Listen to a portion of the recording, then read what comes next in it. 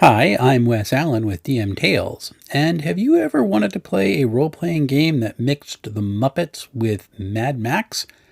If so, I might have a game for you. Let's roll it.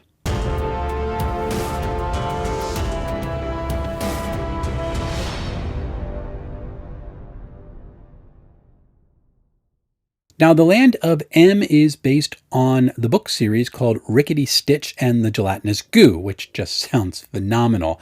Haven't read the books yet, but I can tell you that I'm putting them on my reading list, and the game itself is witty, whimsical, and subversive as all get out. It contains tons of societal critiques, all wrapped up in a nice, friendly, Muppet-looking characters and bright colors.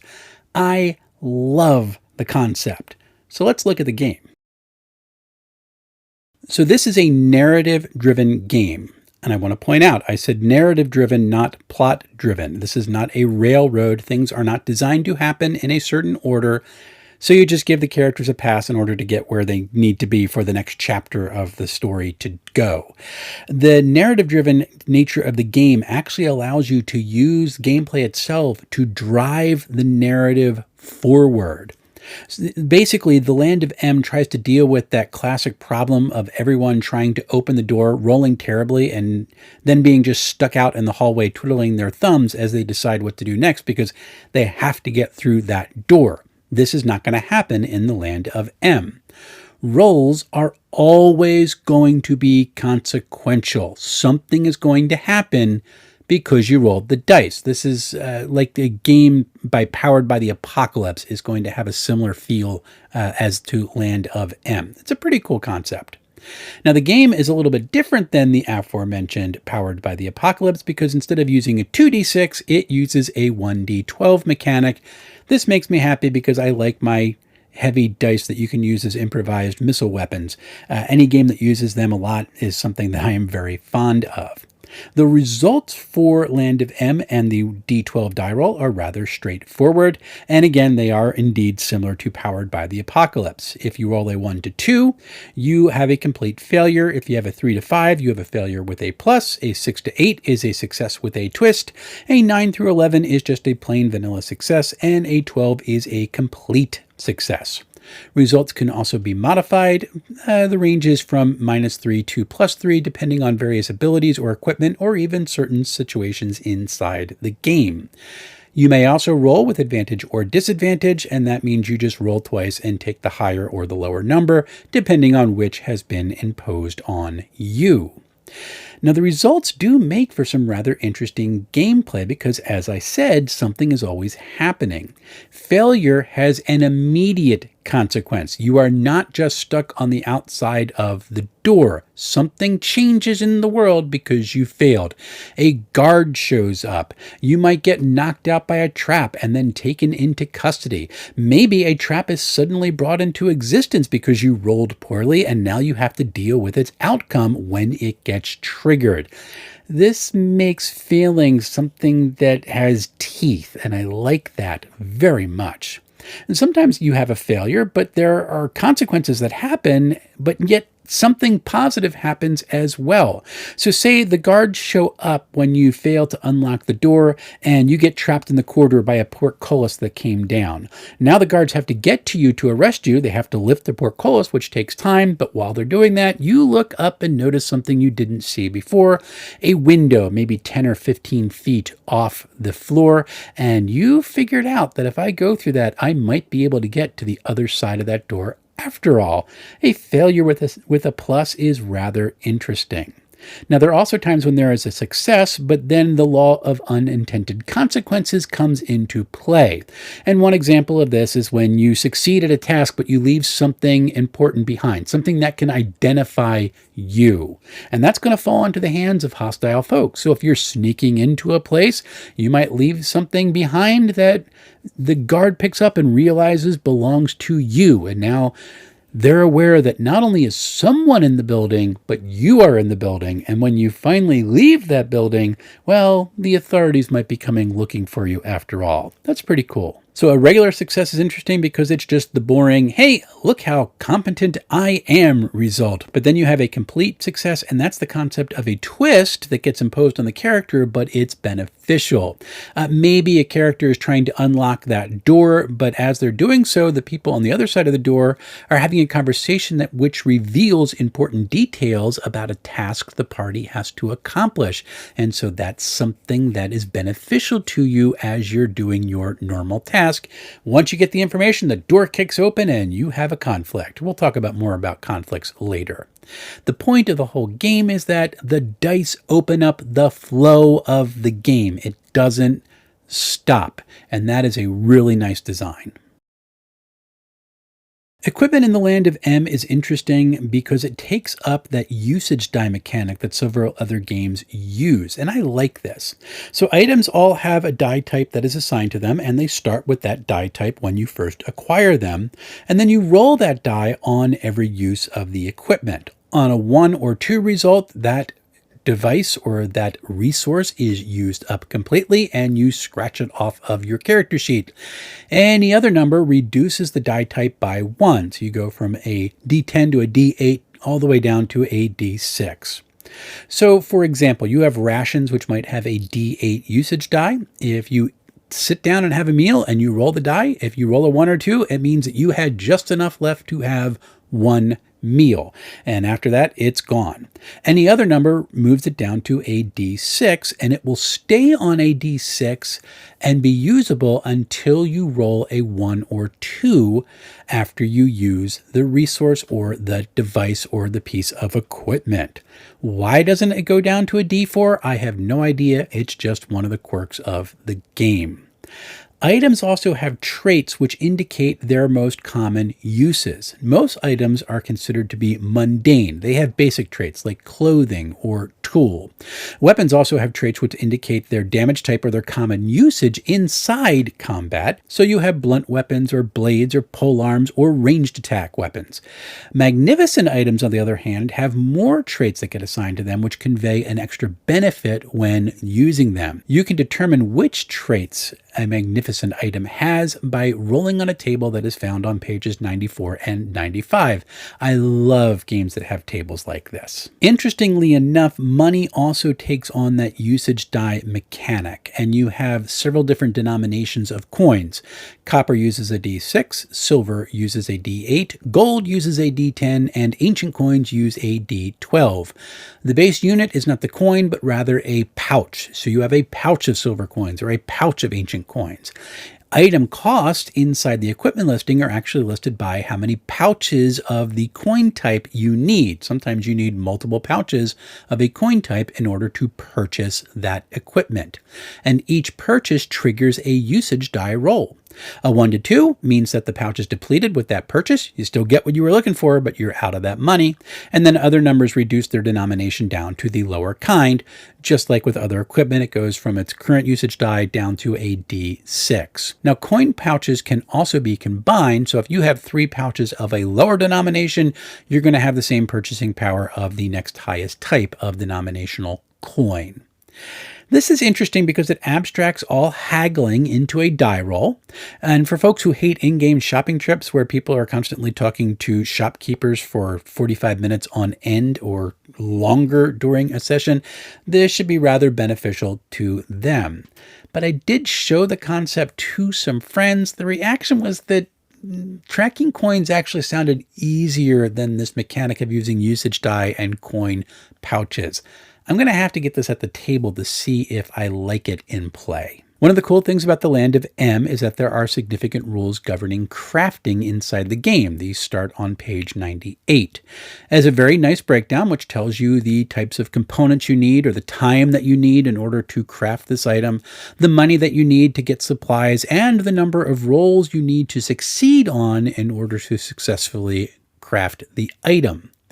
This is actually a rather good chunk of the book because it takes up 28 pages, and it should appeal to anyone who enjoys crafting or cooking in game.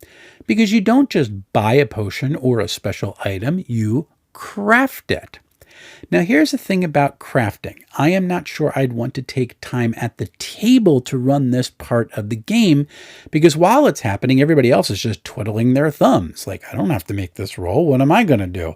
Well, wait for 15 minutes while I talk to this person, and then we'll deal with you. I don't think that's a lot of fun. But because the crafting tools are done rather well, it might be a great in-between session task. So if you have a persistent chat room like a Discord channel or even a group text where folks can pay attention but they don't necessarily have to participate, this is a task that you can do in between sessions. It's a great downtime activity, and you still get the benefits of all the crafting and all those cool rules that the Land of M offers. Land of M character sheets have both attributes and stats, which is weird because in most games folks use those two as synonyms, but there is a difference in them in the Land of M. So attributes define a character's core, and you have several of them. Vim is their charisma or their inner spirit or intuition. Vigor is their physical presence or prowess. Knack is their cunning and dexterity. Know-how is their knowledge, wisdom, and resourcefulness. And that's essentially their core attributes for the game. Then you have stats, which riff off the character attributes. So you have courage, which is how much a PC can take before being defeated. That is linked to the Vim stat. Attack is, you swing, you hit, which is equal to the vigor modifier. Defense tells you how hard it is to be hit, and what you do is you invert the knack modifier. So in an essence, you have a negative descending armor class inside Land of M, which is always kind of fun. And then finally, one of your stats is quest points, which is kind of like luck combined with some skill. This is equal to your know-how score plus 3, and you can actually spend them as a resource in-game in a number of ways. And basically, you can add +1 to any check, which is a really cool concept, or you can use them to activate a once per session ability or perk. Your last stat is your inventory slots, which indicates how much you can carry. That is equal to 20 plus your might skill plus your vitality skill, and that is essentially how many items you can carry. Now, character skills are rather interesting because they're a key aspect of the game, and the primary skills are keyed to your specific attributes. The attribute modifier, which matches up to that skill, is the skill modifier for your primary skills at the start of the game. It will be tweaked as you play and even as you go through character creation. There are actually 16 different primary skills in the game, 4 for each attribute. They are also grouped by theme to show you kind of the different thematic concepts that you would use for a skill depending on the type of task that's being called for. Now, as I said, these are going to be adjusted during character creation or by spending your experience points, but conceptually, they work a lot like skills in Dragonbane, except in Dragonbane, you're trying to roll under, and in Land of M, you're taking that D12 and you want to roll high. Now, there is a table of all the skills that are in the game, which begins on page 14 in the core rulebook, and then each skill is described on pages 15 through 19, which includes an example of how to interpret the results of different skill checks. It's pretty simple. Rounding off a character are their abilities, which are powerful feats linked to a character's class, their folk, or their equipment. And abilities have different activation triggers inside the game. Most common is a once per session trigger, so you can use that one time where you're seated at the table, but you can actually spend a quest point in order to use them a second time.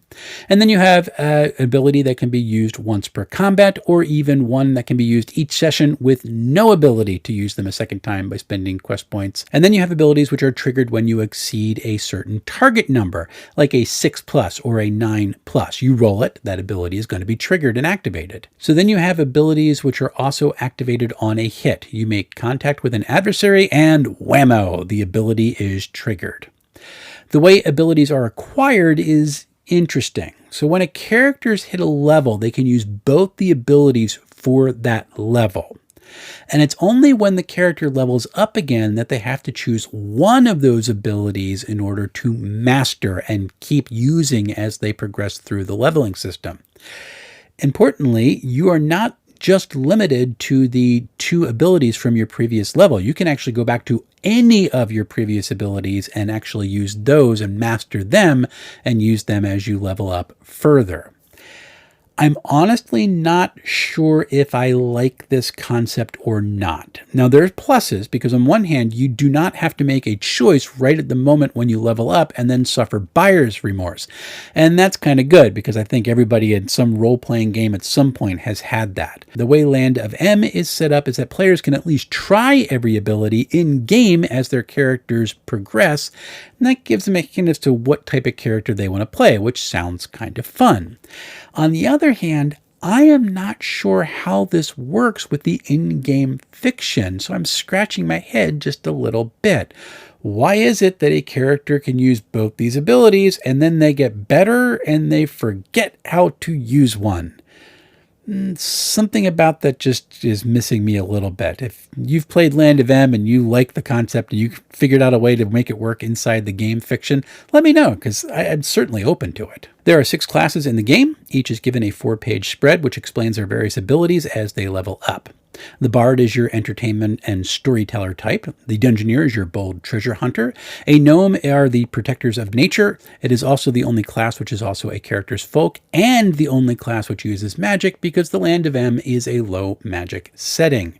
You have Knight Errants who are living out a quest to inspire others, a loyal friend who lightens the load, particularly for one specific character, which is often a party member, and then finally you have Rascals who are the group's troublemakers, and yet they also seem to know how to get out of the trouble they usually start. So it's a good range of character types that you can play. And then you have Folks, which are the people group the character comes from.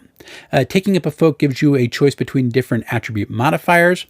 So not every person from a folk is the same, but the choice of the modifiers you have is linked to both the cultural background and the character species that they come from.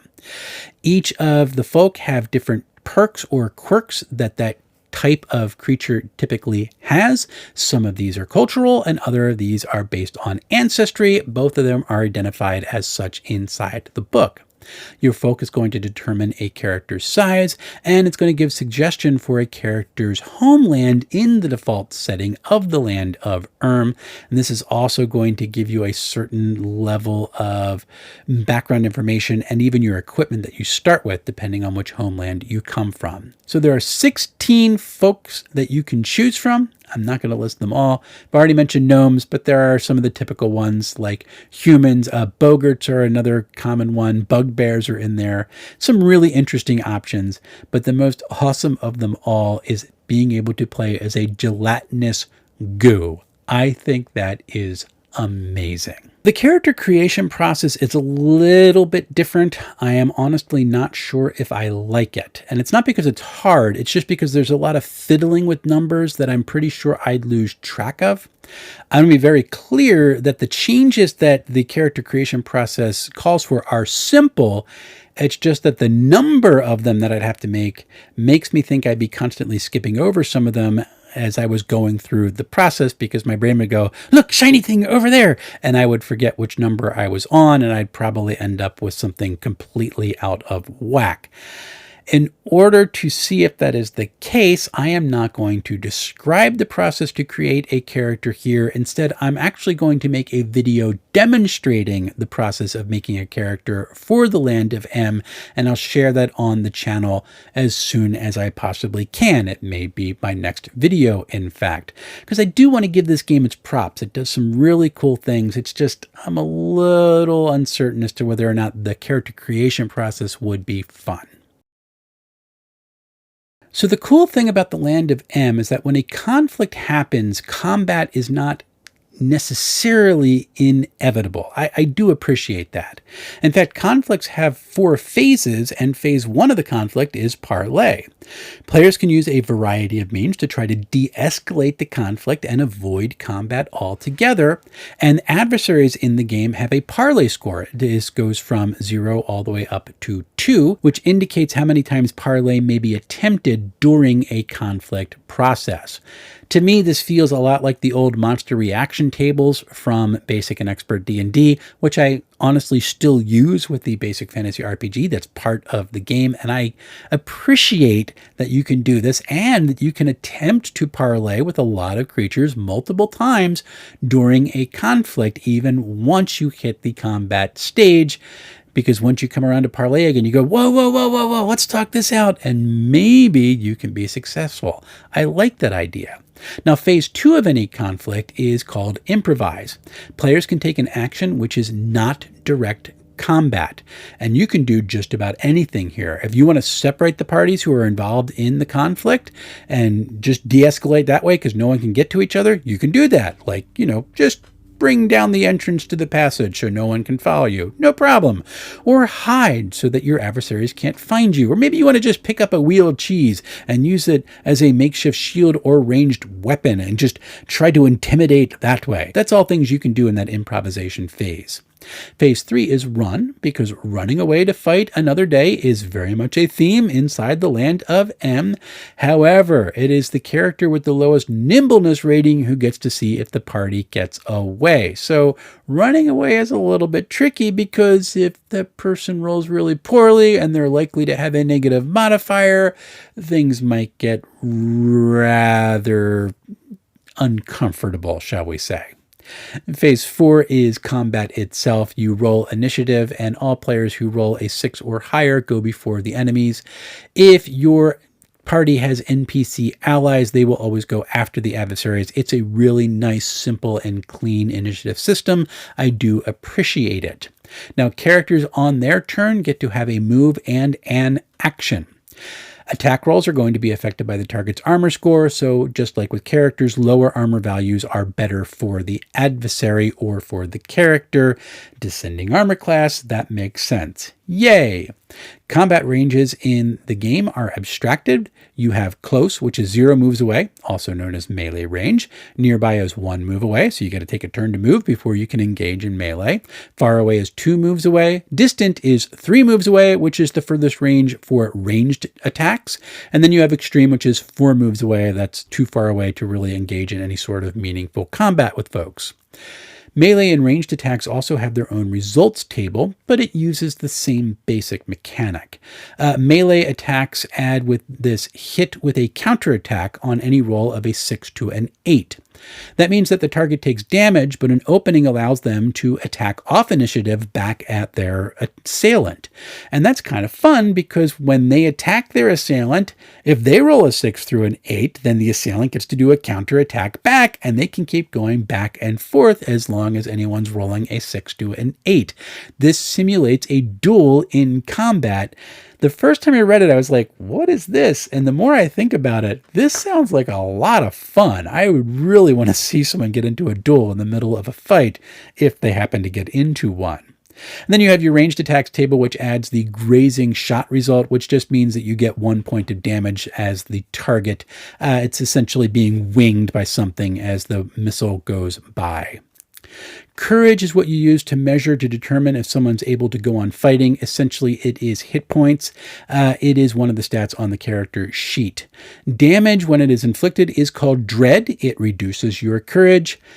Why are they using 2 different words and not just using hit points? It's probably just for narrative purposes, because it's not necessarily your health, but it takes a little getting used to as you're reading. When you hit 0 courage, it doesn't mean you are dead. It means that you are defeated. You are unconscious, and you risk being wounded, which is more of a longer-term penalty. If a character is defeated twice in a day, then they need to defy death, which is a vitality check. You use the vitality modifier, rolling your d12, and it has its own chart to interpret results on page 135. You do not want to have to roll on this chart. It will not end up well for you most of the time. Finally, in combat, just about with any role-playing game, you're going to deal with conditions when people are doing different effects on folks. And Land of M's got quite a number of them. There are 19 conditions in the game. Now, each has its own flavor and its own persistent, interesting obstacles to overcome for those who suffer from them. And yet, with such a mechanically light game, having that many conditions with which you have to wrangle feels a little bit like overkill. So I'm not sure how much I like that concept. Now, when you get through the combat phase, that first time where everybody gets through their initiative, the conflict actually cycles all the way back up to the first phase again. And if you have any parlay attempts left with the adversary, you can try to de-escalate and defuse the situation before you go through the process once more. The cycle keeps happening until the conflict is resolved. I kind of like how this is set up. So adversaries in the Land of M are interesting. Each has a level which is assigned by the GM. This is going to come in handy when you are assigning them their courage. Now, adversaries also have 3 classes. You have Goon and Bruiser and Champion. Now, for Goons, their courage is going to be equal to their level. So if they have a level 3 or 4, that's how much courage they're going to have. For Bruisers, their courage is going to be their level times 6. So now they're getting a little bit more difficult to handle.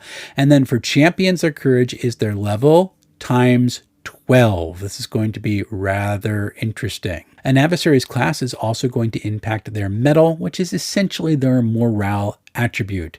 It modifies their mettle check at a tense moment in combat. If they end up rolling a 5 or under, it means that the adversaries flee because they just have their morale broken. It's something with which I am very familiar, having played old school games, and I kind of like its inclusion inside Land of M. One of the cool aspects of adversaries in this game is that they have descriptions on how they would handle both defeat and victory, which is a very nice touch. So if the party gets all knocked out, maybe the adversary is not going to just slit their throats and they're all going to die. Maybe they're going to be captured and taken back to the lair and put in the larder until they can be boiled for soup, because that sounds fun. And that gives you a chance for more role playing, and you can try to get out of that, and you can steal the ladle and whack the monster over the head. Great times. I like how it includes that sort of information. I also like that it says how it's going to handle defeat. Is it going to beg for mercy? Is it going to be haughty and arrogant? Is it going to profess to be your best friend now? All this is a very nice touch. I like how adversaries and how conflict are handled in this game very much. Now, for such a mechanically light game, there is a lot going on in the Land of M. And for new players, I can imagine that it would be a lot to digest at first, but I don't think it should take folks long to get up to speed. The fact that combat is so simple, the mechanics are very simple, and the movement is abstracted, those are good examples of ways that I think players can wrap their heads around this game pretty quick. There are also lots of riffs off of old school play, which I appreciate, things like the parlay rolls and that morale concept, and this may endear the game for veteran players who journey in the Land of M. Of all the things that Land of M attempts, however, I think money's probably the only part of the system where I felt like they made a thing more difficult because they simplified it, but I do want to get it at the table to see what it's like during actual play. I have also already talked about my struggle with character design. I'm going to do a video on how that works, or character creation, and I'll have that up as soon as I can, just to give my thoughts on that a little bit more time to percolate. Now, I didn't get into layout and design of this game in this review because I want to wait until the printed books come out. I want to get them in hand to do that. But I will tell you that the look of the book is very colorful, the artwork is whimsical, and it makes all those subversive critiques that are inside this game rather surprising and wonderful when you discover them. This is a lot like the Muppets with an even sharper wit, and I love the concept. I would love to get this game at the table at some point just to see how fast it plays in the wild. Now, the Land of M is currently available for pre-order. It is a 3-book set to get the core rules, the setting, and the bestiary. That cost $110. You want to spend a little bit more, you can get a map and some meeples, which are little figurines. That's going to cost $150.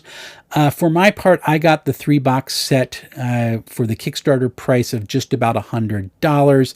I wanted to have all 3 of those that I could go through and play the game with the fullest description possible. Now, if that's something you are interested in, definitely go take a look. They also have some really cool rewards like gelatinous goo dice that have little skulls on the inside.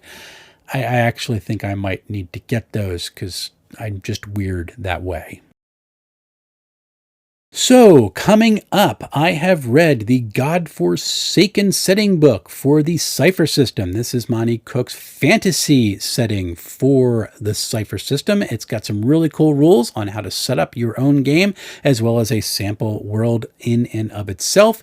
Really cool concept in there. I cannot wait to talk about that with you.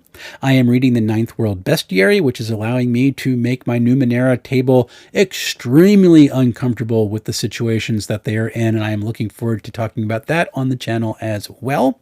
Last week, I picked up another book from Monty Cook. I am going all Cypher apparently this month, and that is The Origin, which is kind of a mix between the Heroes TV show and the X-Files. It seems like a really wild concept, and I am looking forward to digging into that as well. I'm about halfway through the Shadow Dark book. I went through the Kickstart rules for that and ran a session for it on the channel. Loved it. I am loving it even more as the full work. So I can't wait to do that review. There is so much coming.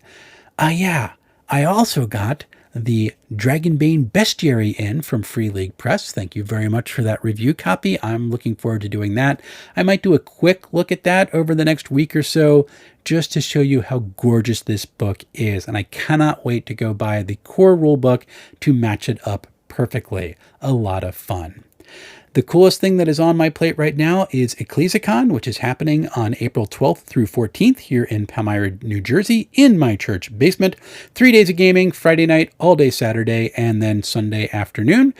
Badges are $30 per day or $60 for the entire convention. There are going to be a ton of really cool games being played. So if you are in the South Jersey or Philly area, or you don't mind taking a little bit of a drive, I invite you to come out and hang out with us at ECCLESICON. It should be a ton of fun. So until we see each other again, folks, happy playing, everyone.